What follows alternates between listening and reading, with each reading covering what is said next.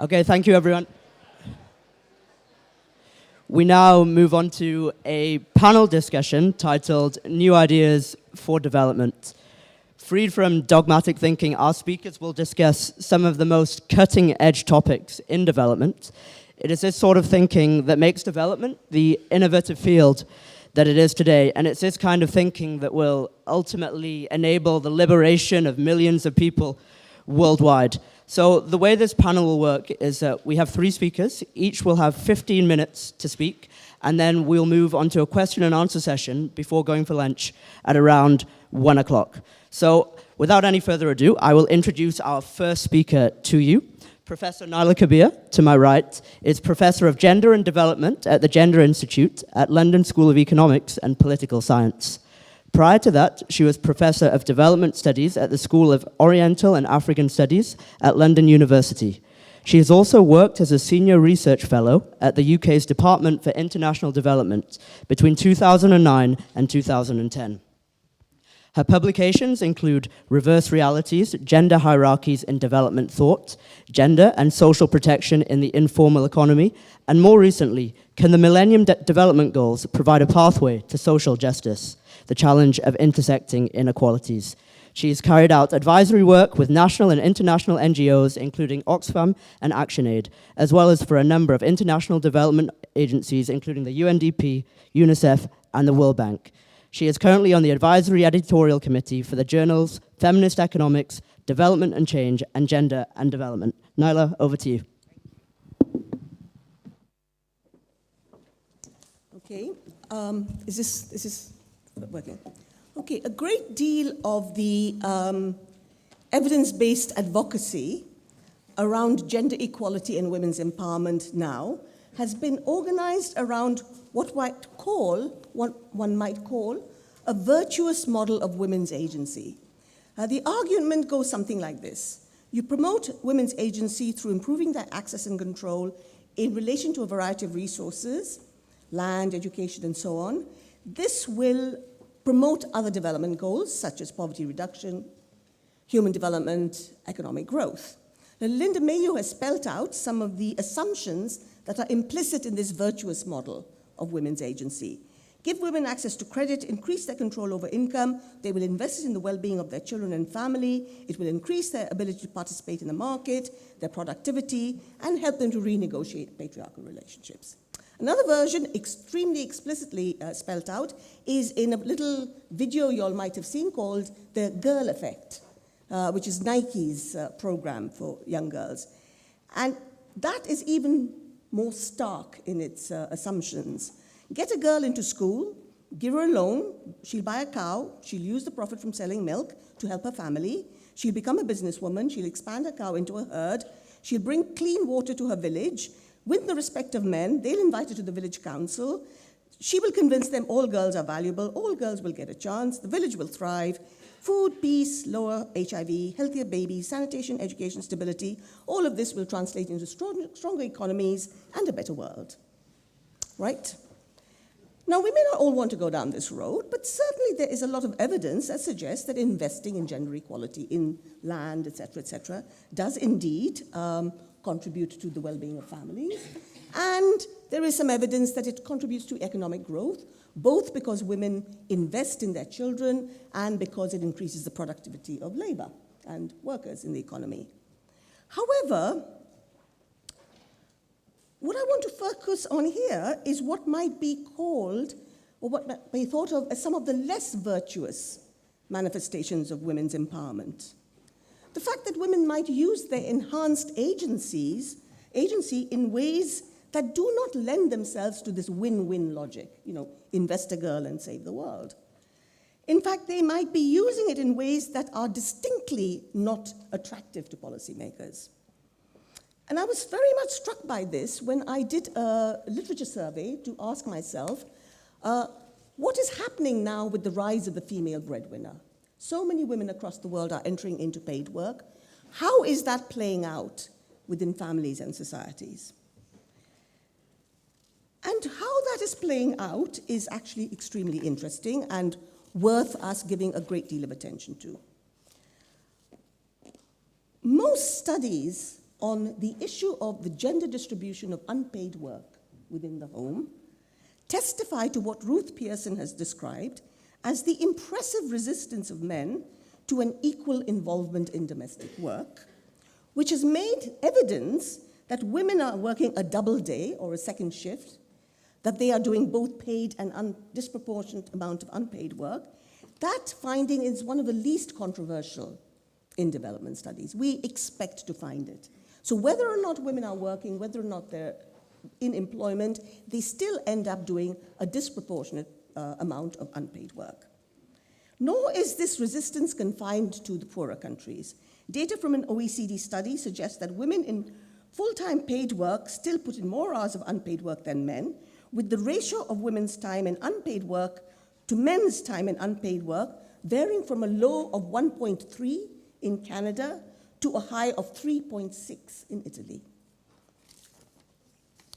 Now, while many women accept their continued responsibility for unpaid work as the price they have to pay in order to stay married, we would not expect that all women would acquiesce to this unfair division of workloads. And indeed, what we are finding is they do not. They are not acquiescing. And I'll give you some examples. A study of the flower industry in Colombia found that women were extremely vociferous about the fact that they were working all day and coming home and having to do all the childcare and everything. One woman was living apart from the father of a child, so she would not have to cook, iron, and clean for him. She says, this way we're married, but I don't have to do all his work. Another had walked out on her husband, leaving him with the children in the hope that he would find out what it meant to be having to look after children and doing paid work at the same time. And in fact, she did come back, and he did take up a larger share of the housework, but of course it doesn't always work that way. As the author of the study pointed out, wage income was indispensable in providing women with the means to take these actions. Now, in many parts of Africa, Debbie Bryson has pointed out that the tension set up by the shifting balance of power as more women increase their access to cash income has put and are able to make far more decisions than they could, has led to the tensions of being able to, of still being required to continue with the domestic work. And the ways in which they are responding, rights research in Lesotho shows that women are now not marrying at all in urban Lesotho. Cornwall study from urban Nigeria suggests that many more women are not necessarily leaving their husbands, but setting up economies of virtual autonomy from their husbands. So they build their own houses, invest in their own social networks, in case the husband then decides to marry again because she's not doing the housework properly. In a study from Kenya, Silberschmidt has shown the growing disjuncture between the model of masculinity being promoted by the church and radio, men with many wives and a lot of land and looking after all his wives and children, and the fact that many poorer men cannot live up to this ideal. And often men are turning to alcohol and frustration as a result of not being able to live up to this ideal. So all of these tensions, with women now taking on a disproportionate share of both breadwinning and caring, means that marriage is becoming increasingly unattractive to both men and women in many parts of the world. Some of this has been statistically documented in a study done by the UN's Division of Social and Economic Affairs. But what we see is, for instance, in Latin America, where a great deal of marital life has been a succession of consensual unions, the initiative for the breakup of a relationship now is as much likely to come from the woman as it is to come from the man. In the past, it was usually men who left women. From the African context, Henrietta Moore has pointed out that increasing numbers of women are refusing to marry because marriage provides little security for them and their children, while adding to their vulnerability because of the demands that husbands can make on their wives' labor, time, and income. Marital patterns are also changing in East and Southeast Asia in unexpected ways. There, the phrase that is used is the flight from marriage. In Japan, Singapore, Taiwan, South Korea, and Philippines, all countries where marriage was regarded as a universal norm and non-marriage as an aberration.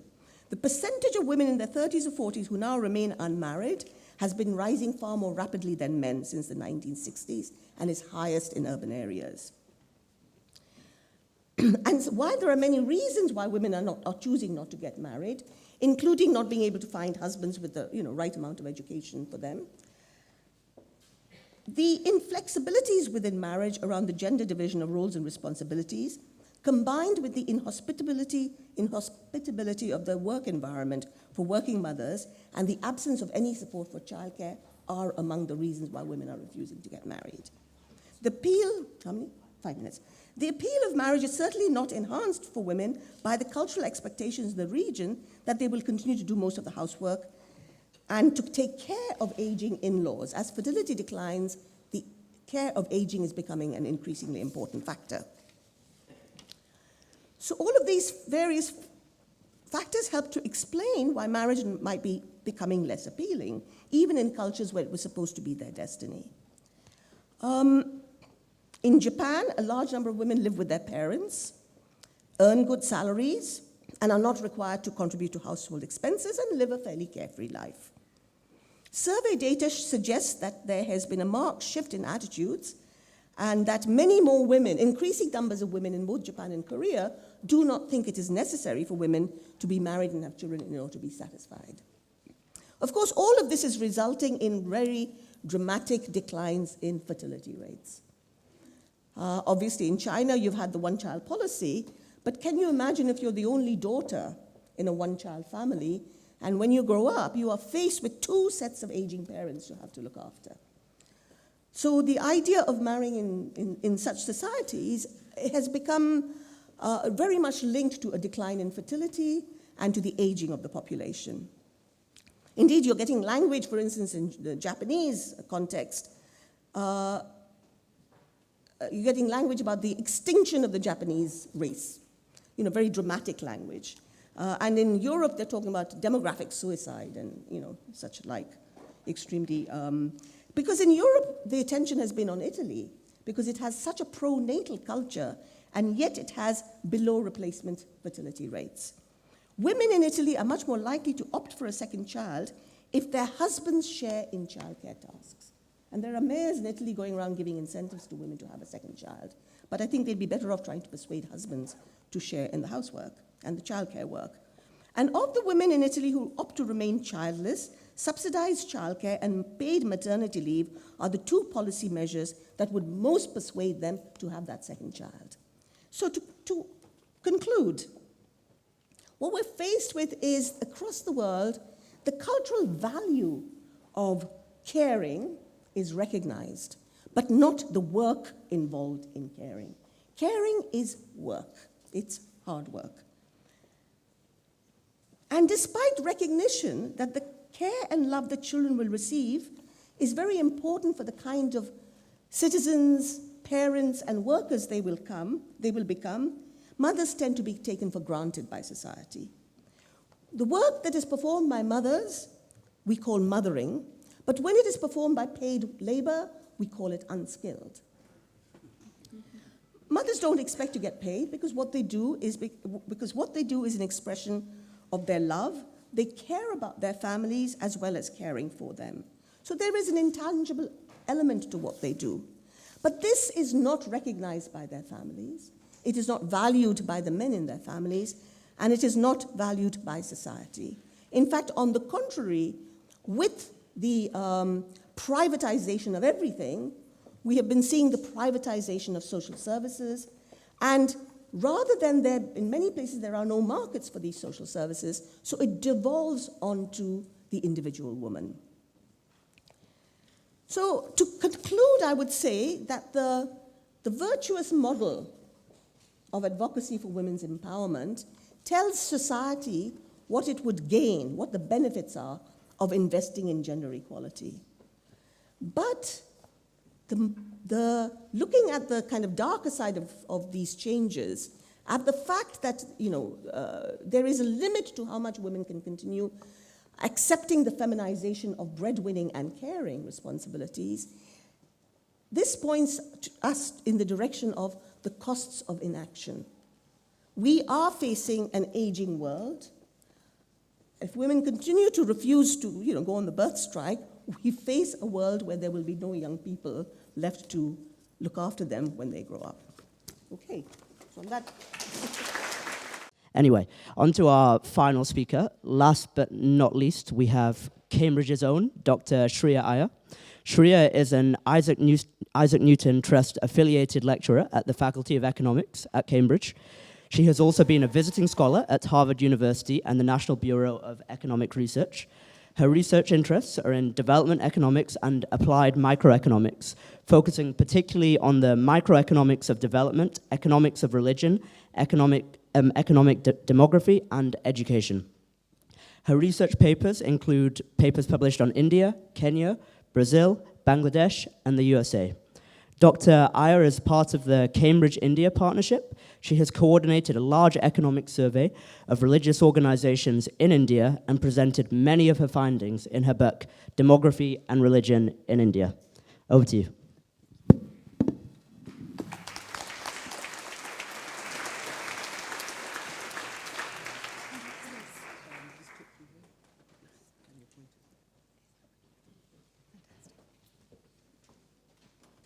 So let me begin by thanking you all very much for coming today and for the opportunity to speak at the Marshall Conference. I'm delighted to be here.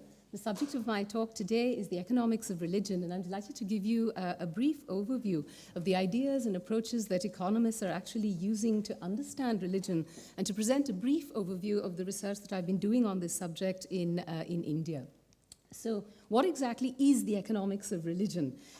A recent international study basically showed us that about 84% of the world's population currently report a religious affiliation. And the economics of religion actually studies this.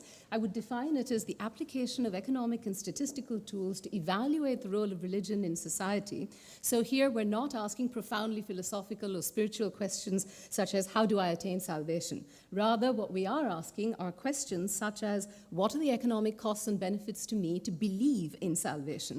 So it concerns economic theories that elucidate religious change and the socioeconomic attributes of religious communities. This research was pioneered by Gary Becker, Larry Iannacone, and others from the Chicago School of Economics who were specifically interested in non-market behavior arising from social interactions. But the economic concern with religion is not new, nor is it restricted to the 21st century. Adam Smith first made reference to the church and the wealth of nations, in which he discussed religious competition and wrote in favor of church-state separation. Max Weber, in his 1904 book, The Protestant Ethic and the Spirit of Capitalism, first argued that economic development in Northern Europe could be explained by the Protestant ethic, which encouraged thrift and diligence, but also literacy to read the Bible. And it really is against this kind of backdrop that we need to view current research in the economics of religion. Although, as you can see, there are a range of issues that it covers, I think if you look at this literature, two main themes emerge. First, identifying theoretically what determines religion and religiosity, and secondly, understanding empirically the microeconomic and macroeconomic consequences of religiosity. And this research is also looking at the norms and networks organized on the basis of religion. For example, in many developing countries, religious networks are important not only for the religious services they provide, but equally and especially for their non-religious services and insurance functions. And it is really in this context that I would like to introduce the work that we've been doing in India. This work, I should say, is jointly conducted with Chanda Velu at the engineering department here in Cambridge and Melvin Weeks from economics. And our research project asks a very simple question. How do religious organizations provide and change their religious and non-religious services in response to inequality and the competition for adherence? And this research essentially involved conducting the first Indian economic survey of religious organizations to understand their economic and competitive behavior, but also developing a theoretical economic framework drawing upon industrial organization and game theory to argue that the strength of religious beliefs might be related to inequality, religious competition, and non-religious service provision. We conducted our survey between 2006 and 2010, and we have rich and unique primary data across a variety of religions. The organizations that we looked at were temples, mosques, churches, but also ashrams, madrasas, and charities. And our data cover a range of aspects: demographics, religious service provision, non-religious service provision, adherence, donations, and so forth. We conducted our research in 7 Indian states: Jammu and Kashmir, Uttar Pradesh, Gujarat, Karnataka, Madhya Pradesh, West Bengal, and Maharashtra, so roughly north, south, east, west, and central. And this is just a sample of the organizations that we spoke to in Gujarat. The way we chose our organizations was to randomly sample them. Now, I should emphasize that our survey was an extremely challenging task of planning, coordination, and execution. To avoid the possibility that we might actually be inducing biases in the responses that are associated with the same person answering all the questions in the survey, typically we interviewed 3 different people in each organization. They look like this. They are a temple trustee, an administrative officer, and a financial officer. And we also made a number of repeat visits and conducted semi-structured conversations in order to understand the ethos of the organizations, to view the services provided, and to collect pamphlets to provide external validity for the responses. So this photograph, for example, was taken when I was conducting one of the repeat visits in northern India. Now, one of the questions that we asked in the survey was, would you describe your organization as religiously very strong, mild, or very mild? And the graph is simply showing you the strength of religious beliefs by religious affiliation, with beliefs on the x-axis and the organizations on the y-axis. The Hindus are in red, the Muslims in green, the Christians in blue, and others in yellow. And I think what is interesting when you look at this, that Hindus and Muslims were much more likely to describe themselves as very strong, but the other religions were more likely to describe themselves as mild. We also asked the organizations what kind of religious services they provided. So for Hindus, it was expansion of the faith that was important. But what was interesting was that for all minorities, religious education seemed to be crucial. They also used technology and the media to promote their religious services. Liz was talking about mobile phones. We found a mobile phone handset shaped like the head of Lord Ganesh, complete with orange ears, an elephant trunk, a Hindu holy mark on the forehead. The phone is called Sumukha, or pleasant face, named after one of the many wonderful names of the Lord Ganesh.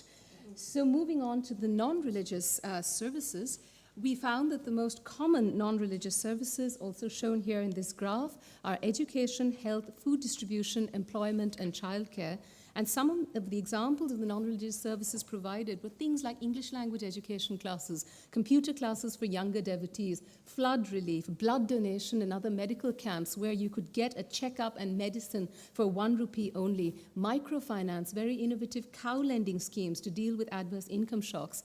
And again, the graph is actually showing you the percentage of organizations by religion providing a particular service. And I think, again, here the religious variations are quite striking. The Hindus are mainly providing food distribution. The Muslims and Christians seem to be providing the most education services. This is a picture that I brought to show you of food distribution and the way it actually takes place. People are sat on the ground, the food is being cooked behind them, and it's being served on thalis. Some of the non-religious services also involve building communal harmony. This was a cricket match organized between a local mosque and a Hindu temple. I'm not going to say more about this because, as you all know, cricket is a whole other religion in South Asia. So the bottom line on our fieldwork was that all religions provide religious and non-religious services, and that there are important variations amongst them in the kinds of services that they provide. So this is the Marshall Society Conference. How would an economist actually think about our findings theoretically? I should say up front that many, many disciplines have suggested ways to think about religious beliefs, and here we're simply offering our economic ideas as a complement to new ways of thinking about religion. And what we do is analogous to a very classic model in economics that many of the Part 1 students here would be familiar with, the hoteling model of price and location competition. So what we're doing is simply thinking of religious organizations as sellers who act competitively in the market for non-religious services to attract buyers by differentiating themselves on the strength of religious beliefs, their location, and by their non-religious service provision. So we can think of a simplified economy in which there are 2 organizations, and each organization is competing for adherence, and each organization is trying to maximize adherence by choosing what economists call a focal point. We can think of this as their strength of beliefs. We also think that each organization is providing non-religious services which we're going to assume the poor are going to value more than the rich because the rich already have them. For the adherent, our model is assuming the criteria that each adherent is going to use for membership, and this is based on their personal focal point relative to the organization's focal point, as well as wealth benefits from membership of the organization. We assume in our model that the adherents are going to maximize their utility by minimizing the distance in their focal points between themselves and the religious organization and maximizing the amount of non-religious services that the organization provides them. It leads in economics to a classic game theoretic problem where the organizations need to choose a religious focal point and decide upon the non-religious services provided, but they need to do this taking into account each other's choices while they are both competing for adherence. And we also look at what happens to the solution when we add economic inequality. So remember, we've got a simple economy with two religious organizations. The strength of beliefs is on a unit interval from 0 to 1. We've got our bunch of happy adherents, and they're distributed evenly across this spectrum. They're going to consider the distance between themselves and the organization's focal point. Both of the organizations need to compete on where to position themselves in terms of their religiousness. We're going to assume there's some inequality across the population, so some are richer and some are poorer, and that's going to create a demand for non-religious services like education and healthcare. We think the poor are actually going to use these services more because the rich already have them. The organizations also need to provide non-religious services, and we think they're going to maximize their adherence by choosing religiousness and non-religious services. And each organization is doing this, taking into account what the other organization is doing. And in our work, we're emphasizing especially, and that's a contribution of some of the research we're doing in this area, the dependence of the religious decision and the service decision on each other. Now, when you solve this mathematically, you find that the organizations are going to maximize the differentiation of their religious focal point. So one is at 0 and the other's at 1. And what happens when you solve this is that we actually come up with two propositions, and what we're showing essentially here is that the organizations may be differentiating themselves religiously to minimize the amount that they have to compete on non-religious services, and that when economic inequality is rising, then the organizations are going to provide more non-religious services because the poor are going to use these more, and again, the organizations are competing for more adherence amongst them. When we test this on our religion data, we do find that the religious organizations in India are differentiating on the strength of their beliefs, and they're providing more services in response to competition, and that also that more non-religious services are being provided in response to a change in inequality. How do we do this? By a range of statistical tests on the strength of religious beliefs, and we're really looking at whether agents are going to be more agglomerated or dispersed than would be predicted if they were choosing their beliefs randomly. And here we're simply borrowing from a very large literature in urban economics that looks at agglomeration behavior of firms. We're also testing for the effect of religious competition, so we asked our organizations, are you providing a new service because other organizations in the immediate area are providing a new service, and does it actually affect beliefs? But in order to do these tests, we also have to control for lots of other factors that affect their behavior, such as the kinds of networks they have, religious riots, their age, their adherence, their expenditure, their formal networks, and other things, which is what we do. In the end, what we find is that the organizations are dispersed more widely than it would be expected if they were choosing their beliefs independently of each other, and that in the presence of competition of non-religious services, this does positively affect the probability of an organization being stronger in its religious beliefs.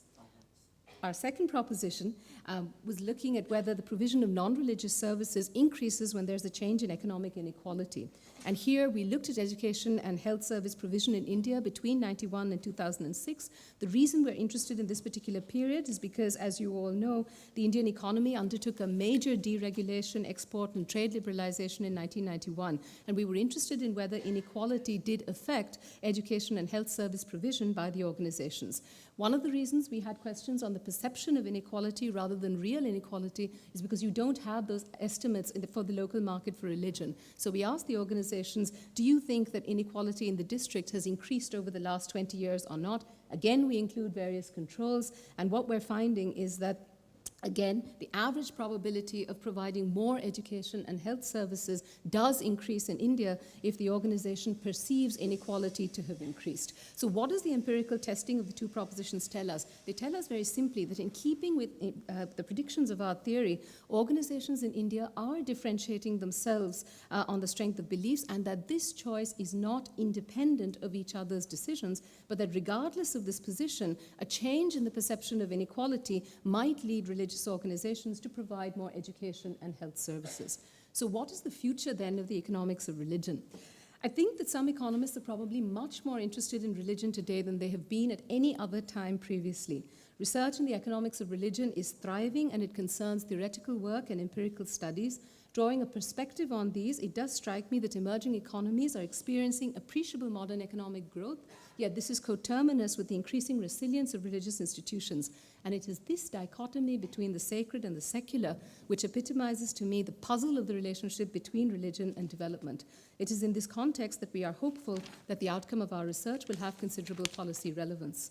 We find that organizations have increased non-religious service provision, and that this is a very positive role, I think, that many of them are playing in their local communities.